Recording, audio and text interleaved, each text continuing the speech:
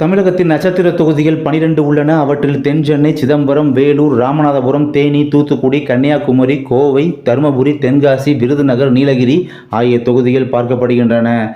தென்சென்னை எடுத்துக்கிட்டோம்னா தமிழிசை தங்கப்பாண்டியன், தமிழிசை சவுந்தரராஜனுக்கு மிகப்பெரிய போட்டி.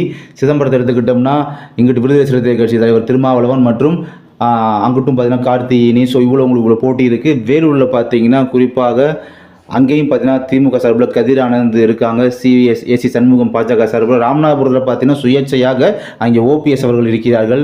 ஸோ அங்கேயும் பார்த்தீங்கன்னா திமுகவோட எப்படின்னு போட்டி போயிட்டு இருக்கு. தேனியில் எடுத்துக்கிட்டிங்கன்னா அங்கேயுமே டிடிவி தினகரன் அவர்கள் போட்டியிடுகிறார்.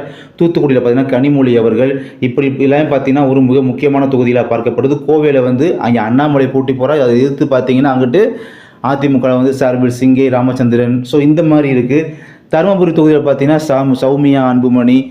அங்கிட்டு தென்காசியில் பார்த்தீங்கன்னா ஜான் பாண்டியன் அவர்கள். நீலகிரியில் பார்த்தீங்கன்னா எல் முருகன் அவர்கள் பிஜேபி சார்பாக. விருதுநகர் தொகுதியில் விஜயபிரபாகரன் தேமுதிக. இப்படி 12 விஐபி தொகுதி இருக்குது பார்த்தீங்களா. இங்கெல்லாம் பார்த்தீங்கன்னா கோவையில் திமுக கூட்டணி தான் வாய்ப்பு அதிகமாக இருக்குது சொல்லி தந்தி டிவி கருத்து கணிப்பு அப்படின்றது சொல்லியிருக்கு. கோவை தொகுதி மட்டுமில்ல, வேலூர் தொகுதியிலையும் திமுக கூட்டணி தான் வெற்றி வாய்ப்பு இருக்குது. கன்னியாகுமரியிலையும் திமுகவுக்கு தான் வெற்றி வாய்ப்பு இருக்குது. தென்காசிலையும் பார்த்தீங்கன்னா திமுக கூட்டணிக்கே வெற்றி வாய்ப்பு உள்ளது. தருமபுரியிலையும் அதே நிலைமை தான், தூத்துக்குடியிலையும் அதே நிலைமை தான். ராமநாதபுரத்துலையும் பார்த்தீங்கன்னா திமுக கூட்டணி இருக்கக்கூடிய ஐயுஎம்எல் அவங்களுக்கு பார்த்தீங்கன்னா அவங்களுக்கு தான் அதிக வாய்ப்புகள் இருக்குது அப்படின்னு இருக்காங்க. விருதுநகர் தொகுதியில் பார்த்தீங்கன்னா அங்கேயும் திமுக கூட்டணி தான் ஃபஸ்ட் இடம்.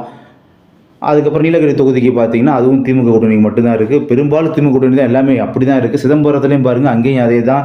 தென்சென்னையிலையும் திமுக கூட்டணி தான். தேனி தொகுதியும் அதே தான்.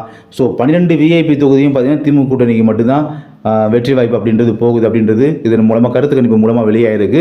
இதை கணிச்சது யாரும் பார்த்தீங்கன்னா தந்தி டிவி.